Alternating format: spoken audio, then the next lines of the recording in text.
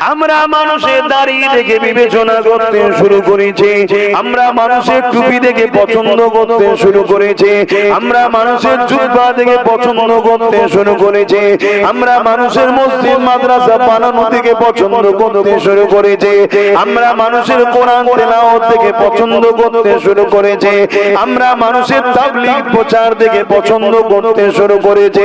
এই যুবকেরা শুনে রেখে দাও, এগুলো সব ভালো কাজ, ঠিক কথা আমি অস্বীকার করছি না। মসজিদ বানানো ভালো কাজ, মাদ্রাসা বানানো ভালো কাজ, দাঁড়িয়ে রাখা নবীর সুন্নাত, মাথায় টুপি দেওয়া নবীর সুন্নাত, নামাজ পড়া তো সবচেয়ে উত্তম আফজাল ইবাদত, ভালো কাজ। কিন্তু এগুলো দেখে যদি আমরা মানুষকে সিলেক্টেড করতে যাই তাহলে আমরা ঠকে যাব। যেমন পৃথিবীর জমিনে অনেক পাথর আছে, হীরেকেও পাথর বলা হয়, জহরকেও পাথর বলা হয়, পান্নাকেও পাথর বলা হয়, কিন্তু এই সব দামি দামি পাথর ভেবে সোনাকে যদি আপনি চেক করার জন্য এই পাথরকে কাজে লাগান, আপনি কিন্তু ঠকে যাবে। সোনাকে চেক করার জন্য স্পেশাল পাথর আছে, পাথরটা হলো কোষ্টি পাথর, কোষ্টি পাথর যেন সোনা চেক করা যায় না। ঠিক তেমনি মুমিন না মুনাফিক চিনবেন কি করে? এই চিনার জন্য আল্লাহ পাক একটা পরীক্ষার জন্য একজনকে পাঠিয়েছে, সেনাকে যে পরীক্ষা নিতে হবে, ওই পরীক্ষা যিনি হলেন মুহাম্মাদুর রাসূল। দাড়ি দিয়ে মুমিন মুসলমান চেক করা যায় না, এমন করে হজ দেখিয়ে মুমিন মুনাফিক চেক করা যায় না, নামাজ দেখিয়ে মুমিন মুনাফিক চেক করা যায় না, মসজিদ বানিয়েছে দেখে মুমিন মুনাফিক চেক করা যায় না, হজ করেছে দেখলে মুমিন মুনাফিক চেক করা যায় না। মুমিন না মুনাফিক চেক করতে গেলে ওর দিলে দেখো রাসূল কোন জায়গায় আছে, ও নবীকে কোন নজরে দেখে, ও নবীকে কত পিয়ার করে, ওর নবী সম্বন্ধে আকীদা কি, ও নবীকে কতটা পিয়ার করে, ওর কাছে যখন লোক যায় ও নবীর কথা শোনায়, নবীকে বাদ দিয়ে অন্য নদীকে ঘুরে ঘুরে বেড়ায়। এগুলো ফলো করতে হবে। যার মধ্যে রাসূলুল্লাহর প্রেম পাবে, আদব পাবেন, ভক্তি পাবে, হতে পারে সে গুনাহগার কিন্তু সে মুনাফিক নয়, সে মুমিন, অবশ্যই ঈমানদাররা জান্নাতে যাবে। আরো জোরে বলুন সুবহান। আল্লাহ নবীকে আমাদের জন্য মডেল করে বানিয়েছে। যেমন সংসার জীবনে শান্তি চান, রাসূলুল্লাহকে ফলো করতে হবে। আপনি বাবা হয়েছেন, আব্বা হয়েছেন, আপনার সন্তান আপনাকে সম্মান করতে চাইছে না, কি করে করবে? কেন আপনি তো আমার রাসূলুল্লাহ সুন্নাত অনুযায়ী সন্তানদেরকে লালন পালন করেন, ওই শিক্ষা ওই আদর্শ তো দেননি। প্রতিটা বাপের উচিত হবে আমার রাসূলুল্লাহ সুন্নাত আদর্শ আর বাচ্চাদেরকে শিশুবেলা থেকে দিতে হবে, তাহলে বাচ্চা বাপকে সম্মান শ্রদ্ধা করবে। আজ আপনি আম্মা হয়েছে, আপনি আপনার বাচ্চার কাছে শান্তি পাচ্ছেন না, সে আপনাকে ছোট বড় কথা শোনাতে লেগেছে, আপনার তার ব্যবহার আপনার সঙ্গে ভালো হচ্ছে না, কি করে হবে?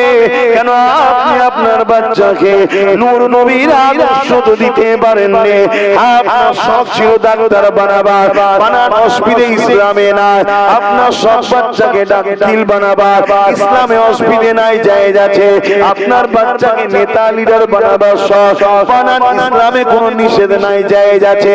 আপনার বাচ্চাকে বিজনেসম্যান বানাতে চান, বানান, ইসলামে কোনো নিষেধ নাই, জায়েজ আছে। তবে মনে রাখবেন, প্রতিটা বাপ মাকে প্রথম তিনটে শিক্ষা ইসলাম দিতে বলেছে। এর পাশাপাশি আপনি ডাক্তার বানাবেন, উকিল বানাবেন, জজ বানাবেন, ডিএম বানাবেন, ভিডিও বানাবেন, যাই বানান না কেন, এই তিনটে শিক্ষাকে প্রথম দেন। প্রথম নম্বর শিক্ষা হলো আল্লাহ নবীর প্রেম ও আদবের শিক্ষা দিতে হবে। দিয়েছি আমরা, বলেন দেন। এই জন্যই তো সমস্যা। দুনিয়ায় হাজার বছরের আযাব সওয়াব থেকে আখিরাতের এক মুহূর্তের কষ্টটা অনেক বেশি।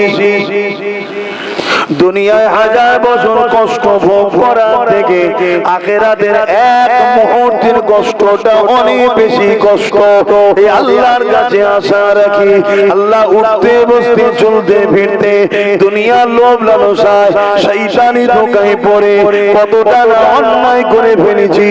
মালিক দুনিয়ার গুনাহ দুনিয়াতে যেন মাফ করিয়ে নেয়, বলুন আমিন। কেননা আখিরাতটা বড় কঠিন জায়গা হবে। আখিরাতের প্রথম মঞ্জিল হবে হচ্ছে কবর। ওই কবর জান্নাতের বাগান হবে, আর পাপী অন্যায়কারীদের জন্য ওই কবরটা জাহান্নামের একটা গর্ত হবে। আল্লাহ আমাদের জন্য যেন জান্নাতের বাগান বানিয়ে দেয়, বলুন আমিন।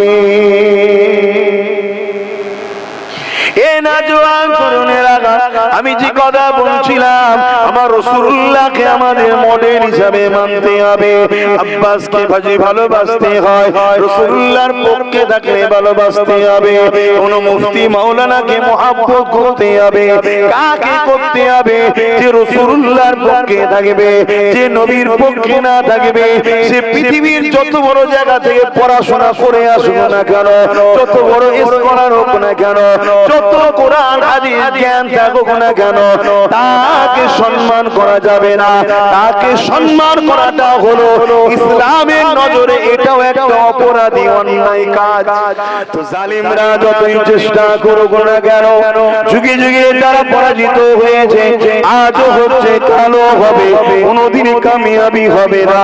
তবে মনে রাখবেন, দুঃখ একটা হলো আমাদের সমাজে একজন সবচেয়ে বেশি আলেম বেরিয়েছে, সবচেয়ে বেশি মুফতি বেরিয়েছে, সবচেয়ে বেশি পীর বক্তা বেরিয়েছে। কেননা যারা প্রকৃত পীর হয় তারা তো নবী মুহাম্মদ রাসূলের গোলামি করার জন্যই তো পীর হয়। আমার 5 হুজুর ওলি হয়েছে রাসূলের গোলাম ছিল বলে। আমার মুস্তাফা মাদানী হুজুর ওলি হয়েছে রাসূলের গোলাম ছিল বলে। আমার গাউসুল আজম ওলিদের বাদশা হয়েছে রাসূলুল্লাহর গোলামি করেছে বলে। এবং নবী পাকের প্রথম সাহাবী হযরত আবু বকর সিদ্দিক, এমন কোন নবীদের পরে যিনার সম্মান, তিনি এই সম্মানটা তো পেয়েছে এমনি এমনি নয়, আমার রাসূলুল্লাহর গোলামি করেছে বলে। এমন গোলামি করেছে, একদিন আল্লাহ নবী দরবারে হাজির হয়ে রয়েছে। এই সময় বলে উঠতে লাগলো, ইয়া রাসূলুল্লাহ হাবিবাল্লাহ, আমার সর্ব সময় মনে হয় আমি আপনার দরবারে আপনার কদমের কাছে বসে থাকব। আমি আপনার কাছ থেকে কখনো সরে যাব না, এবং আপনার কাছে থেকে আপনার নূরের চেহারা মুখের দিকে তাকিয়ে থাকবো। ইয়া রাসূলুল্লাহ হাবিবাল্লাহ, আমার বড় মনে হয় আমি কষ্ট করে মেহনত করে ইনকাম করব, আর আপনি আমার ইনকামের টাকাটাকে আবু বকরে মনে করবেন না, ওটা আপনার মনে করে আমাকে না জিজ্ঞেস করে নিজের জিনিস যেমন খরচ করে ওই টাকাকে আপনি আল্লাহর রাস্তায় খরচ করবে।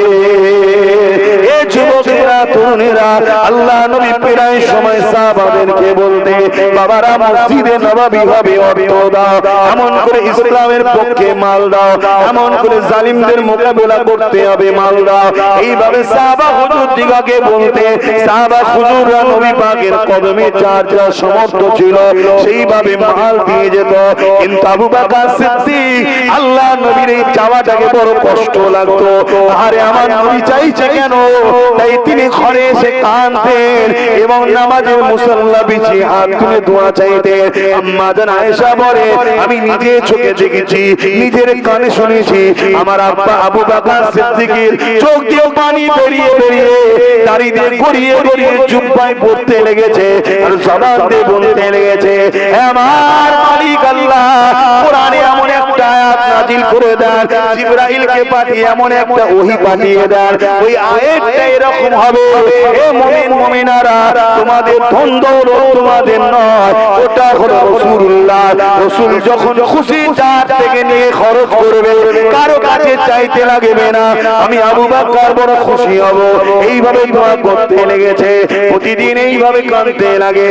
ঠিক হঠাৎ একটা দিনে আবু বকর সিদ্দিক ঘরে রয়েছে, আল্লাহ নবী আবু বকর সিদ্দিকের হুজরা ঘরে ঢুকলো, ওকে আবু বকর সিদ্দিক আমার রাসূলকে দেখে দাঁড়িয়ে গেলেন, দাঁড়িয়ে গিয়ে সালাম দিলেন।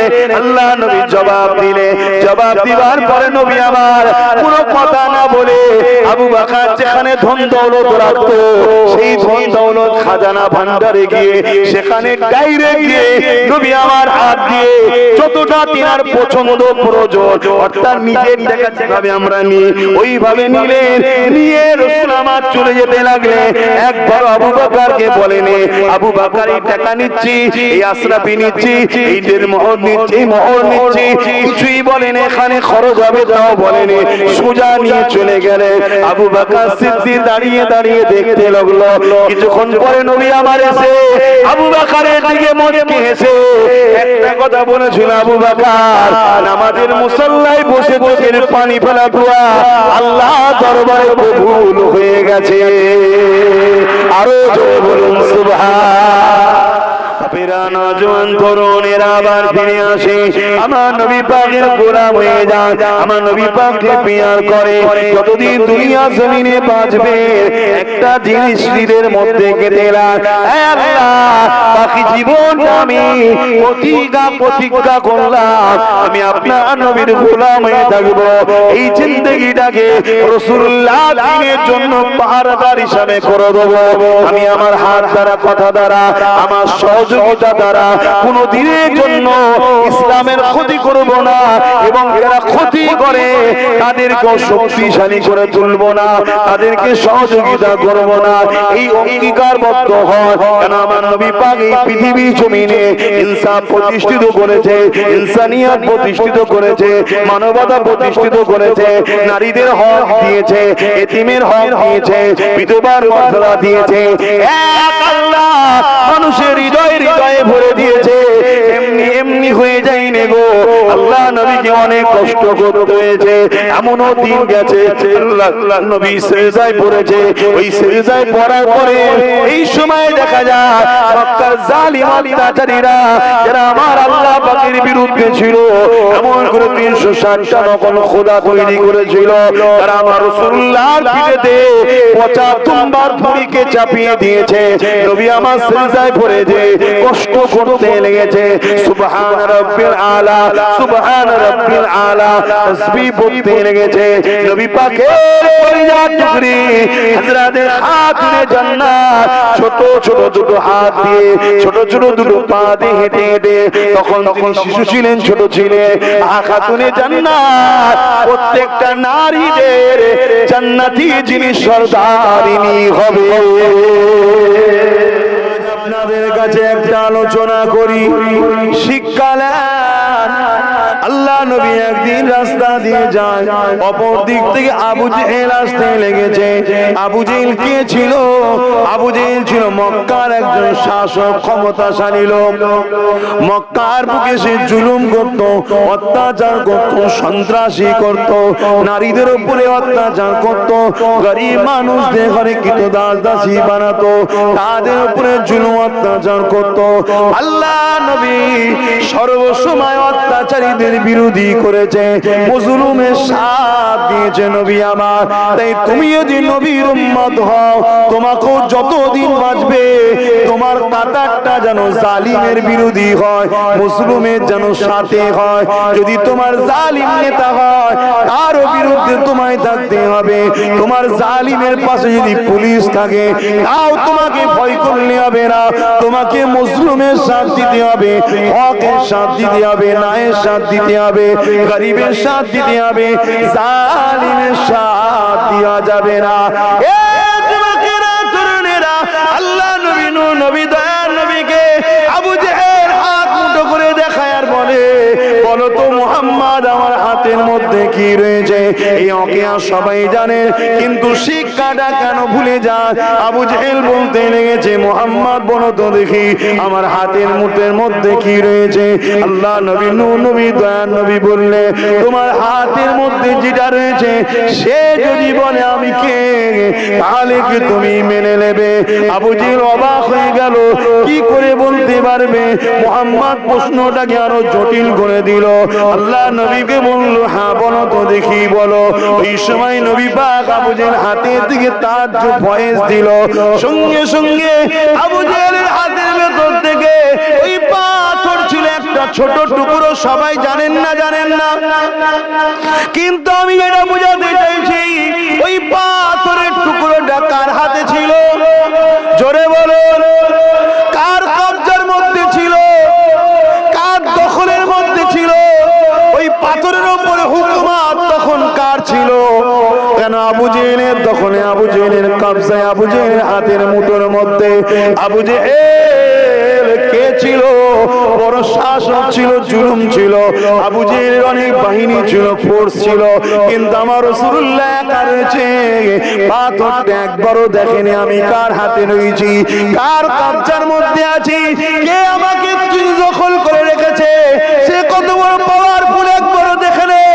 আবু জেহেলের হাতের মধ্যে থাকা পাথরটা বলতে লেগেছে, আশহাদু আল্লা ইলাহা ইল্লাল্লাহ ওয়া আশহাদু আন্না মুহাম্মাদান আবদুহু ওয়া রাসূলুহু। এই কথাটা বলার সাথে আবু জেহেল পাথরটা ছুঁড়ে নিক্ষেপ করলো। পাথরটা এসে আমার নবী পাকের কদমের কাছে পড়ে গেল। এ থেকে বোঝা গেল যে যার গোলামি করবে সে তার কদমেই থাকবে। যদি পাথরটা আবু জেহেলের গোলামি করত, আবু জেহেলের সাথে থাকতো, পাথরটা নবীর গোলামি করেছে, আমিন আল্লাহর কদমের কাছে এসে পড়েছে। আরো জোরে বলুন সুবহান।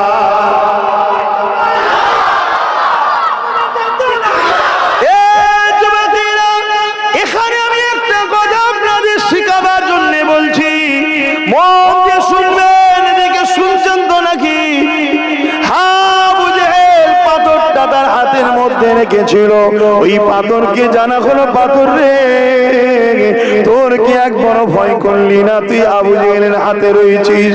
আবু জেহেল তোকে আগুনে পোড়াতো, আবু জেহেল তোকে ভেঙে ভেঙে টুকরো টুকরো করে দিতে পারত, আবু জেহেল তোর উপরে জুলুম করতে পারত। তোর কি একটু ভয় লাগলো না? হায় মানুষ হয়ে আজকে আবু জেহেলদেরকে ভয় করি। ওই পাথরটা বলেছিল, হ্যাঁ আমি জানি আবু জেহেল আমার উপরে জুলুম করতে পারত, আবু জেহেল আমাকে আগুনে পোড়াতে পারত, আবু জেহেল আমাকে গুঁড়ো করে দিতে পারত, কারণ আবু জেহেলের হাতের মধ্যে ছিল।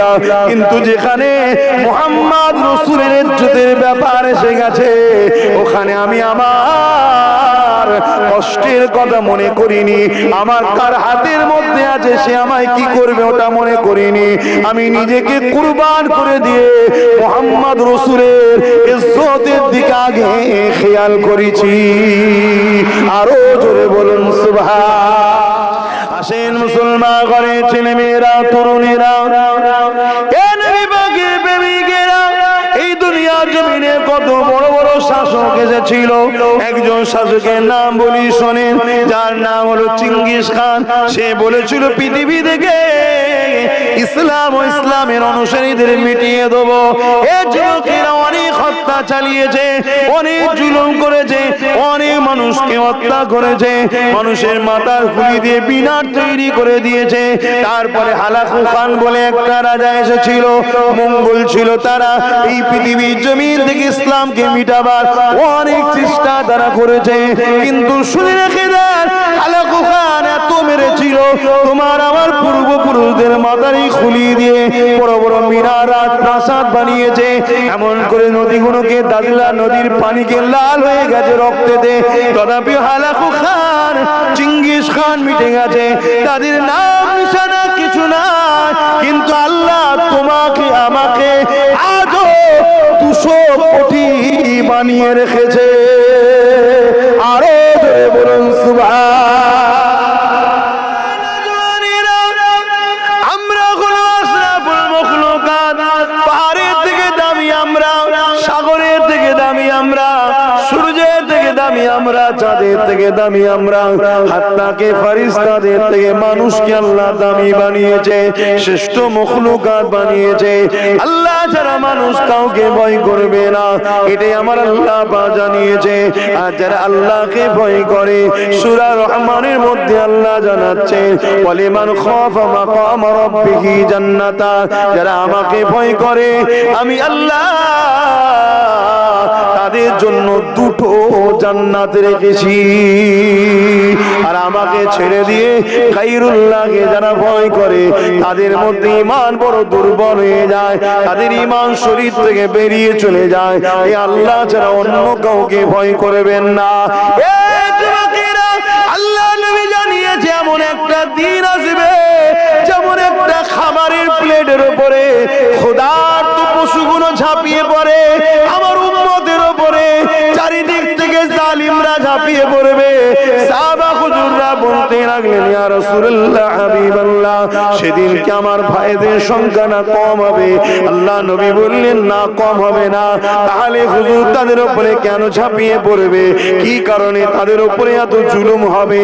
যেমন আজ আমাদের উপরে চারিদিকে জুলুম হচ্ছে, খেয়াল করে দেখুন, প্যালেস্তাইনে হচ্ছে, ইরাকে হয়েছে, বসরাতে হয়েছে, চেচনিয়ায় হয়েছে, আমার দেশেও শুরু হয়ে গেছে। সাহাবা হুজুররা বলতে লাগলে ইয়া রাসূলুল্লাহ, ইয়া হাবিবাল্লাহ, কেন এত জুলুম হবে? আল্লাহ নবী বলেছিলেন শোনো বাবা সাহাবারা, তাদের সংখ্যা কিন্তু কম হবে না, অনেক সংখ্যা হবে। দেখুন আজকে আমাদের সংখ্যা সরকারিভাবে কমানো রয়েছে, কিন্তু আমাদের সংখ্যা কম নয়, কম নয়, কম নয়। যদি আমাদের সংখ্যা কম হতো, সবাই আমাদেরকে কেন এত আদর করতো? সবাই আমাদেরকে এত কেন তেল মাখাতো? এই যুবক, ভাষাটা খারাপ বলে ক্ষমা করবে, বাবা ভাষা খারাপ বলে ক্ষমা করবে, কিন্তু হাকিকাতটাকে বুঝতে শিখো। আল্লাহ নবী নূহ নবী সাহাবাদেরকে বলেছিলেন তাদের মধ্যে দুটো জিনিস ঢুকে যাবে। একটা হলো তাদের মধ্যে ভয় ঢুকে যাবে, মৃত্যুকে তারা ভয় ঢুকবে, তাদেরকে ভয়টা ঢুকানো হবে বড় প্ল্যান করে। আর এই খপ্পরে পা দিয়ে যখন তারা মৃত্যুকে ভয় করতে থাকবে, তখন তাদের উপরে চতুর্দিক দিয়ে জুলুম নেমে আসবে।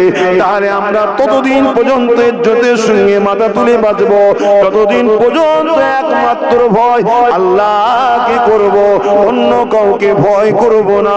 ততদিন পর্যন্ত আল্লাহ আমাদের উপরে কাউকে প্রাধান্য করে দেবে না।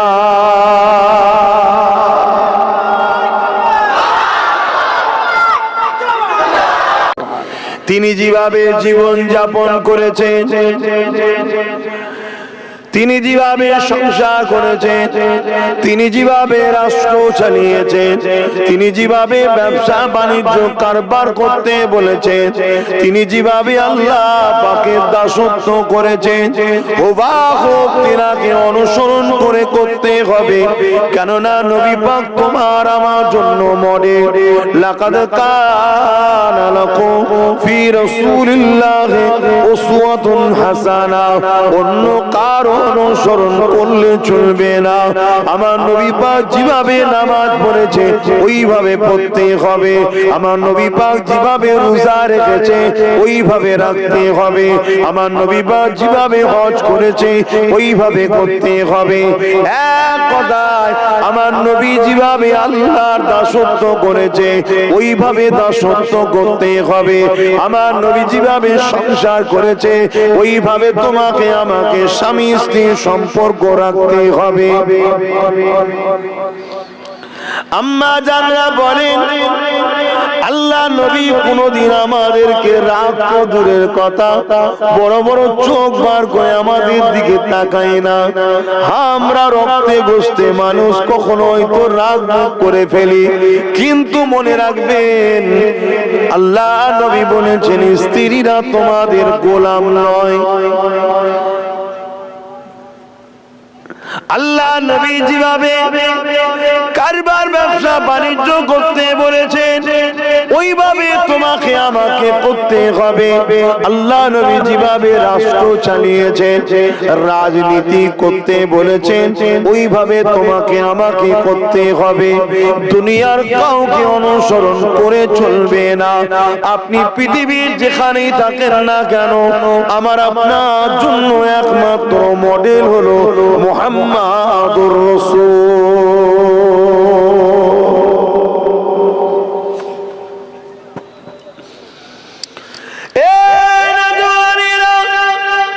যদি কেউ তোমাকে আমাকে বোঝায় এটা গণতান্ত্রিক দেশ, এখানে রাসূলুল্লাহর আদর্শ শুধু চলবে না, মনে রাখবেন ও মুফতি যদি হয় ও মুফতি নয় ও মুনাফিক, যদি সে পীর দাবি হয় ও পীর নয় ও পীরের শোনাতে শয়তান। কেননা পৃথিবীর যেখানেই তুমি থাকো না কেন, আমার রাসূলুল্লাহ এমন কোন সিস্টেম দিয়ে যায়নি যে তোমার পালন করতে সেখানে অসুবিধা হবে। আমার নবী এত সুন্দর জীবন ব্যবস্থা দিয়ে গেছে, তুমি পৃথিবীর যেখানেই থাকো না কেন রাসূলুল্লাহর আদর্শ যদি অনুসরণ করো, নবীর আদর্শটা সব জায়গার জন্য, সর্বসময়ের জন্য, সর্বকালের জন্য, সর্ব টাইমের জন্য সব থেকে সুন্দর আদর্শ হলো আমিনার লালের আদর্শ। আরো জোরে বলুন সুবহানাল্লাহ।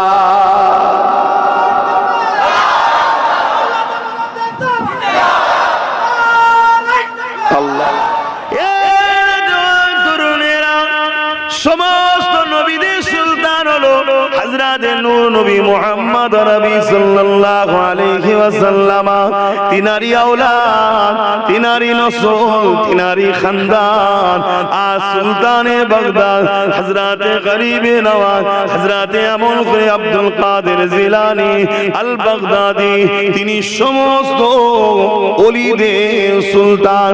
হযরত গাউসুল আজম যখন ঘোষণা দিলেন সমস্ত ওলিদের মাঝখানে আমি গাউসুল আজমের পা রয়েছে, ওই সময় হিন্দুস্তানের জমিন থেকে আমার মাইনুদ্দিন আজমিরি তিনি মাথা ঝুঁকিয়ে দিয়ে বলেছিলেন, হুজুর কাঁধ আপনার জন্য আজির করে দিলাম।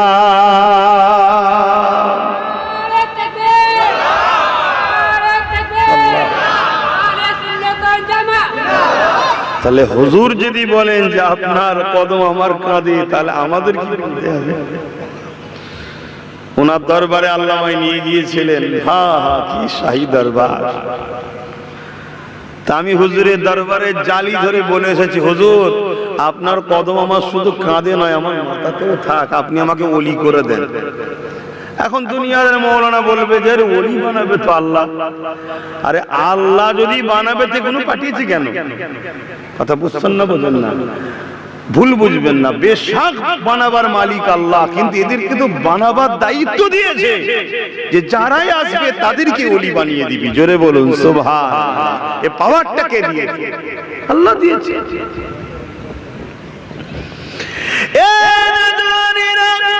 শুনলে বড় অবাক হয়ে যাবে। আমার গাউসুল আজমের একটা দুটো কথা বলি, কেননা আমি বেশিরভাগ জায়গায় নবী নবী নবী নবী করি। আজ যখন আল্লাহর মাহবুব বান্দা সাবরে সানিতে এসেছি, ওলিদের যখন একটু আলোচনা হচ্ছে, তা ওলিদের সম্রাটের আলোচনা হবে, ওলিদের বাদশার আলোচনা হবে। বাদশার আলোচনা হলে তো সমস্ত প্রজারাই খুশি হয়ে যাবে।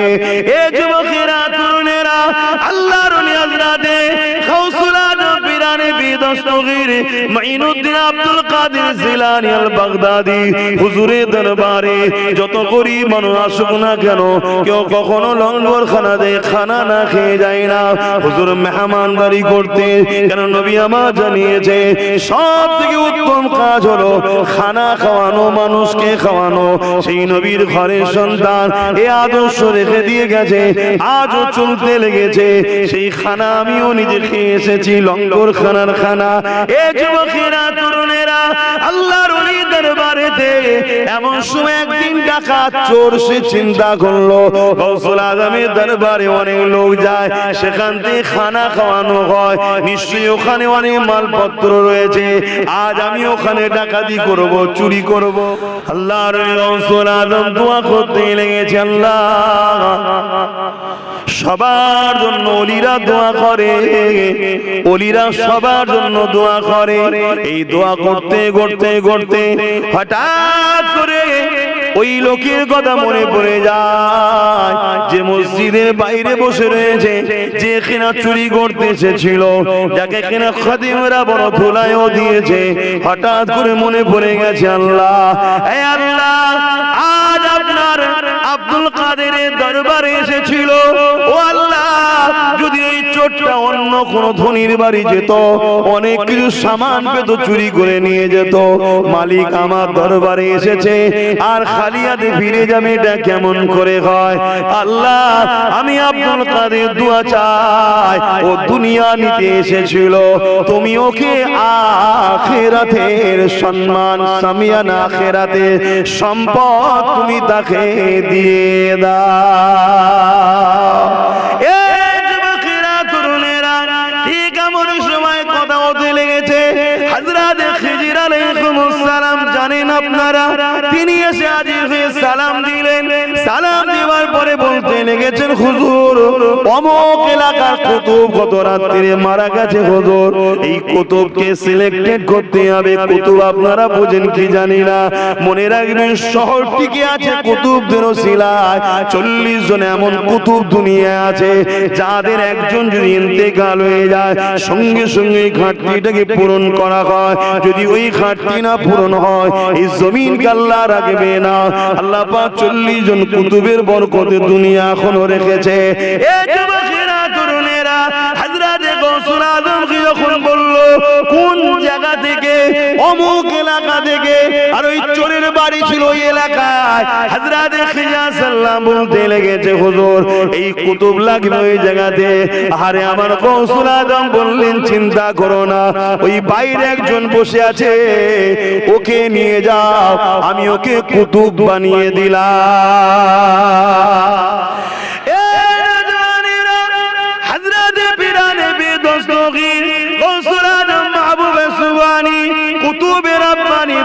আব্দুল কাদের জিলানী আল বাগদাদি বলতে লেগেছে, এ আমার মুরিদিরা, আমার এলাকার মানুষেরা, শোনো বাবা, আল্লাহর পুরো পৃথিবীটাকে আমি আব্দুল কাদের, আমাকে দেখতে কেমন লাগে? হাতের দানাতে একটা দানা যদি থাকে যেমন দেখতে সহজ হয়, আল্লাহর পুরো কায়নাতের পৃথিবীর এক প্রান্ত থেকে অপর প্রান্তটা দেখতে আমি আব্দুল কাদেরের ওই রকম সহজ হয়ে গেছে।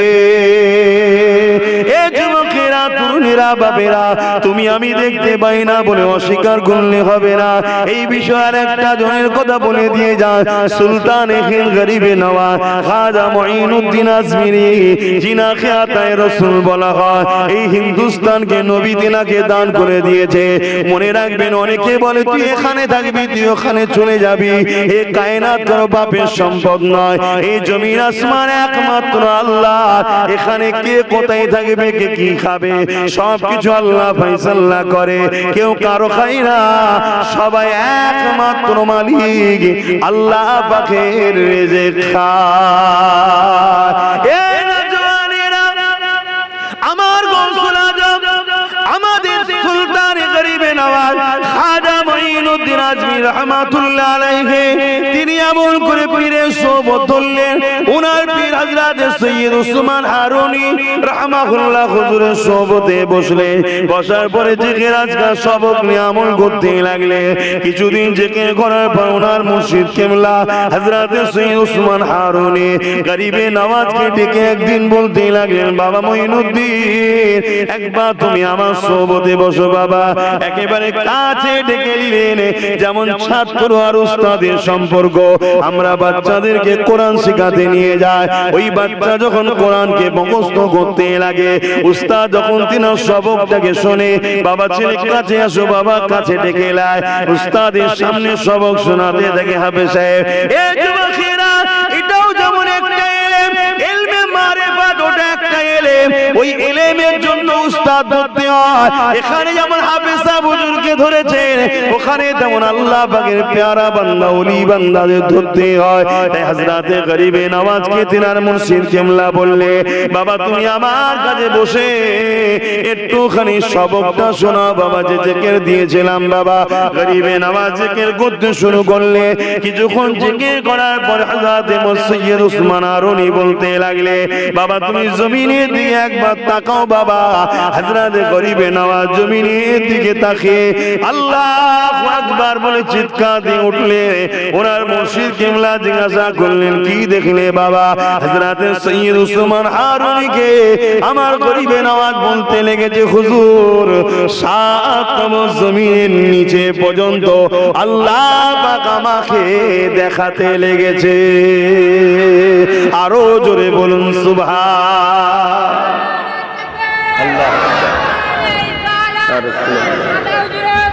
জিন্দাবাদ। তাহলে কে দেখাতে লেগেছে? আমরা দেখতে পাচ্ছি না, গরিবে নওয়াজ দেখতে পেয়েছে। অস্বীকার করলে হবে? এ বিষয়ে বুখারী শরীফে একটা হাদিস আছে, আল্লাহ নবী দরবারে একদিন একটা যুবক ছেলে চলে আসলো গ্রাম্য এলাকা থেকে। এসে আল্লাহ নবীকে জিজ্ঞাসা করলো, ইয়া রাসূলুল্লাহ হাবিবাল্লাহ কিয়ামতটা কবে হবে? আল্লাহ নবী বললেন, বাবা ছেলে কিয়ামত অবশ্যই একদিন না একদিন হবে। কেন? আল্লাহ কোরআনে জানিয়েছেন, ইযা ওয়াকাতিল ওয়াকিয়া লাইসা লিওয়াকাতিহা কাযিবা। কিয়ামত অবশ্যই হবে, যার মধ্যে কোনো মিথ্যা নাই, এই ঘটনা অবশ্যই ঘটবে। তবে বাবা ছেলে কিয়ামতের জন্য তুমি কি করেছো বাবা? কেন? আল্লাহ কোরআনে জানিয়ে দিয়েছে, ওয়ালতানজুরু নাফসুম মা কদ্দামাত লিগাদ। প্রতিটা নফসের উচিত পরকাল নিয়ে বেশি বেশি চিন্তা করা। এই বাবা ছেলে রে, তুমি পরকালের জন্য কি করেছো বাবা? ওই ছেলেটা বলতে লাগলে, ফাকামাদাতুল আকাসিরা সানাতু ওয়াসিয়ামি, ইয়া রাসূলুল্লাহ হাবিবাল্লাহ বেশি বেশি নামাজ রোজা করতে পারি না, ফরজ ওয়াজিব সুন্নতে মুআক্কাদাটুকু করেছি, ইল্লা তবে আন ইউহিব্বুল্লাহ ওয়া রাসূলুহু, তবে আমি আমার অন্তর থেকে আল্লাহ ও নবীকে ভালোবাসি। নবী আমার বলেন, ভালোবাসলে কি হবে? কাজ কি আছে বলো, কি করেছো বলো, এটা বলেন। আল্লাহ নবী বলেছিলেন, আল মারউ মা মান হাব্বা, দুনিয়ায় যে যাকে মহব্বত করবে সে তার সঙ্গে আল্লাহর জান্নাতি হয়ে যাবে। এ যুবকেরা, কৌশল আজম পেরানে পীর অনেক দূরে রয়েছে, এখান থেকে বাগদাদের জমিনে রয়েছে। যদি বিশ্বাস রাখো হাদিসে কুরসির উপরে, হাদিসে কুরসিটাও কিন্তু আল্লাহর কথা। মনে রাখবে, কলম চালাবার ক্ষমতা কারো নাই। আমার আল্লাহ জানিয়ে দিল, যারা আমার হয়ে যায়, কান তাদের তাকে শ্রবণ ক্ষমতা আমি আল্লাহর হয়ে যায়, অর্থাৎ স্পেশাল ক্ষমতা তাদেরকে দেওয়া হয়। এই যুবকেরাতে আমার গৌসুল আজম একদিন ওয়াজ করছিলেন, ওয়াজ করতে করতে এই যুবকেরা, আজ তো সমাজের কিছু মুসলমান আছে আলেম উলামা ওই জিন্দে করে ঘৃণা করে।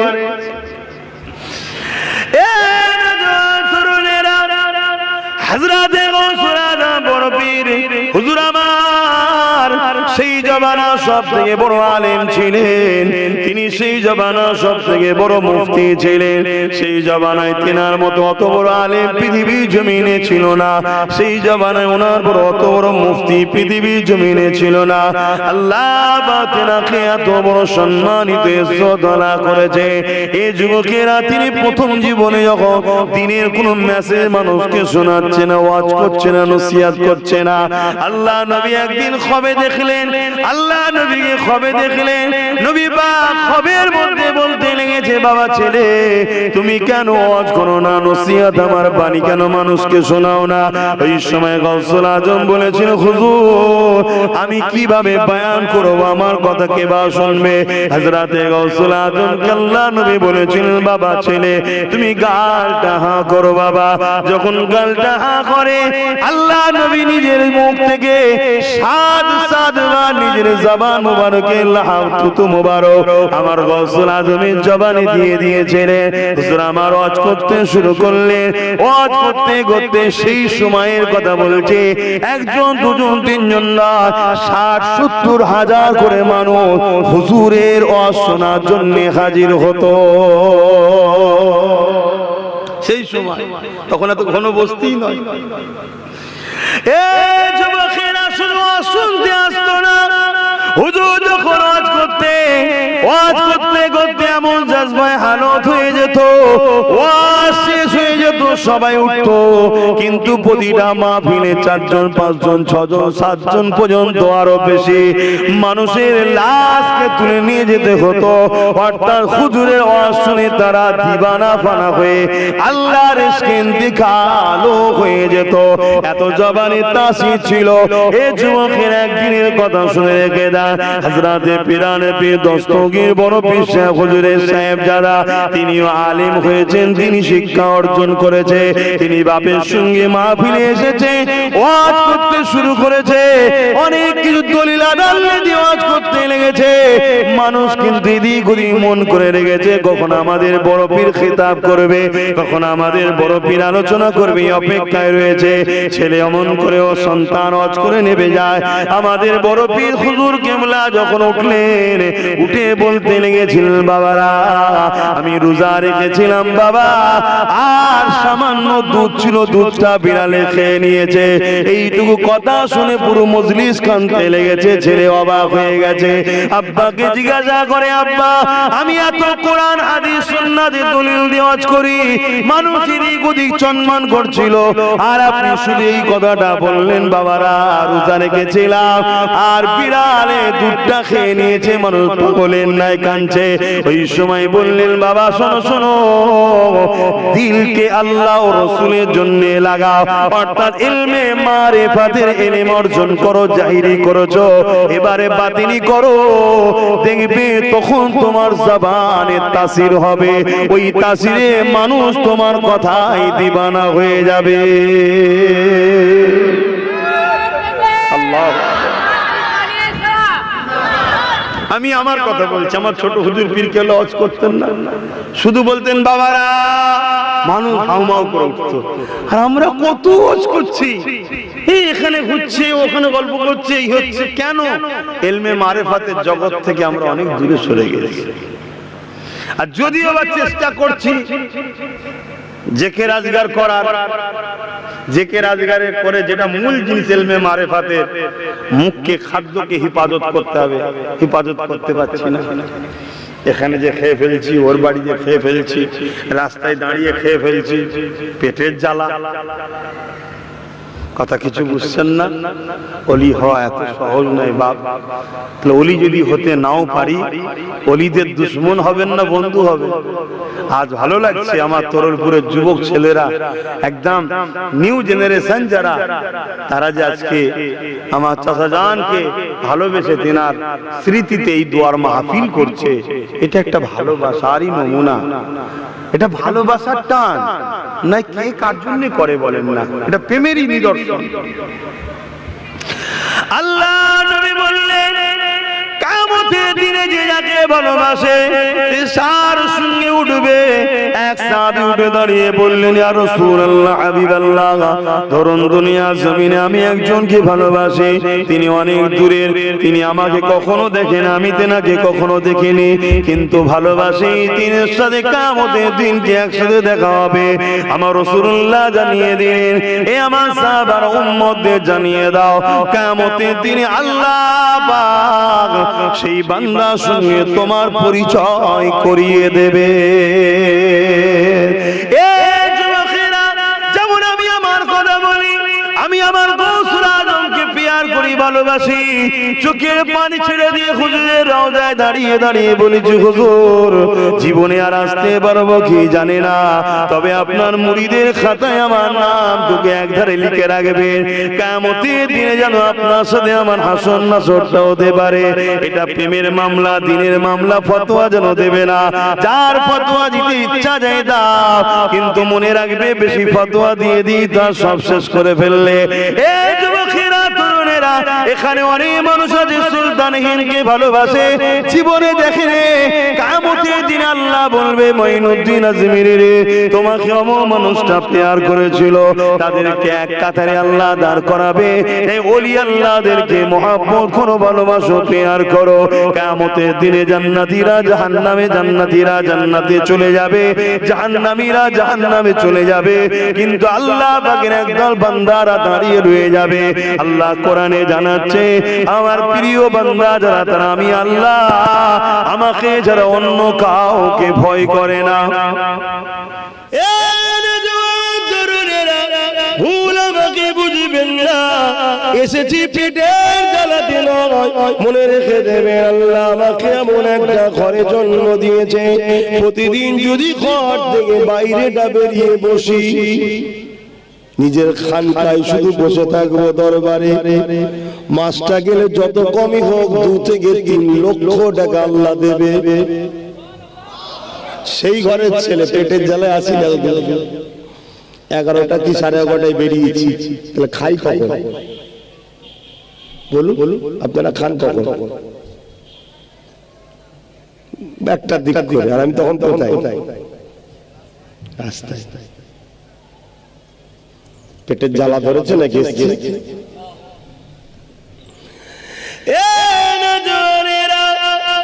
তাহলে কেন এসেছেন, কি জন্য এসেছি শুনে রেখে দাও। আমার রাসূলুল্লাহ আল্লাহ পাক ইনাকে হায়াতুন নবী করেছে, আজ রওজা মুবারকে তোমার আমার জন্য সিজদায় পড়ে গিয়ে ইয়া রাব্বি হাবলি উম্মতি উম্মতি উম্মতি করে নবী কাঁদতেছে। সেই নবীর উম্মত উম্মতি তোমরা আমি, তাই একে অপর মিলে বুঝাতে এসেছি যাতে করে তোমার জিন্দেগিটা কামিয়াবির রাস্তাতে আসে, তোমার দুনিয়াটা খুশিময় হয়, তোমার সংসারটাই শান্তি আসে, তোমার গরিবিটা দূর হয়ে যায়, তোমাদের সমাজে শিক্ষা যাতে বিকাশ ঘটে, যাতে করে জালিম স্বৈরাচারী শাসকগুলো তোমাদের ঘরে খাঁচাই পরে গোলাম না বানাতে পারে, তাদের হাত থেকে রক্ষা করার জন্য আমার আল্লাহ ও নবীজি রাস্তা দেখিয়েছে, ওই রাস্তা তোমাদেরকে দেখাবো বলে এসেছি। এ যুবকেরা, তুমিরা বাপেরা, এই জিন্দেগিকে পরিবর্তন করো। পৃথিবীর জমিনে যদি কোনো মানুষ শান্তি পেতে চায়, তার উচিত হবে আমি না আল্লাহকে নিজের জিন্দেগিতে মডেল বানানো, কেননা কায়নাতের স্রষ্টা আল্লাহ তিনি জানিয়ে দিয়েছেন লাকাদ কানা লাকুম ফি রাসূলিল্লাহি উসওয়াতুন হাসানা। এ দুনিয়া মানুষেরা, আমি আল্লাহ তোমাদের জন্য আমার বন্ধু মুহাম্মদ রাসূলকে মানুষের জন্য মডেল করে পাঠিয়েছি। আরো জোরে বলুন সুবহান। তুমি কি জামা পরে আসছো ওটা আমি এখন বলতে এসেছি, তুমি কি জামা পরে এসেছো, প্যান্ট শার্ট আছে না মাথায় টুপি আছে, ওটা আমি বলতে এখন এসেছি। ওর থেকে বড় বড় রোগ আমাদের মধ্যে ঢুকে বসে আছে, ওর থেকে বড় বড় রোগ আমাদের মধ্যে ঢুকে বসে আছে, শান্তি পাচ্ছি। ডাক্তারখানাগুলো ভরে যাচ্ছে, কি গো হচ্ছে না? ওষুধের দোকান গ্রামে গঞ্জে পাড়ায় শহরে নগরে ভরে যাচ্ছে, আর রোগও আল্লাহ দয়া এক এক বছর এক একটা কোয়ালিটির রোগ বাড়ছে। কি অসুবিধা হচ্ছে? বাপ মানুষ করলো, বাপ খাওয়ালো, বাপ বড় করলো, আর করলো বড় হয়েছে। তুমি যদি শ্বশুরকে আব্বা বলে আর বাপকে যদি বুড়ো বলো, তোমার বাপ খুশি হবে না বেজার হবে? তোমরাই তো সেই বাপ নাকি? তো বাপের কিন্তু তুমি আমি কেউ নই, আমি তুমি কি বাপের সৃষ্টি নাকি? সৃষ্টি তো আল্লাহ। তাহলে বাপ যদি দুঃখ পায়, মা যদি দুঃখ পায়, তাহলে যিনি সৃষ্টিকর্তা তিনি কি পছন্দ করবে? তিনি আর নারাজ হলে, তিনি আর বিরোধী হলে, তাহলে তিনি কোন সা ভুল কথা বলছেন? কথা মাথায় ঢুকছে? স্বার্থপর তো নিজের বেলায় খুব ভালো অঙ্গ করতে শিখি। কি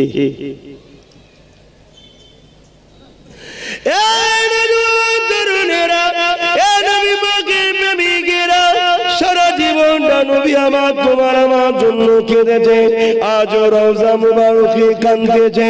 সেই নবী পাককে মুহাব্বত করো, ভালোবাসো, প্যার করো, সেই নবীকে অনুসরণ করো। কেননা পৃথিবীর জমিনে তিনি যখন এসেছিলেন তখন পৃথিবীর দাদা ছিল রোম। ওই রোমের চরিত্র কেমন ছিল জানো?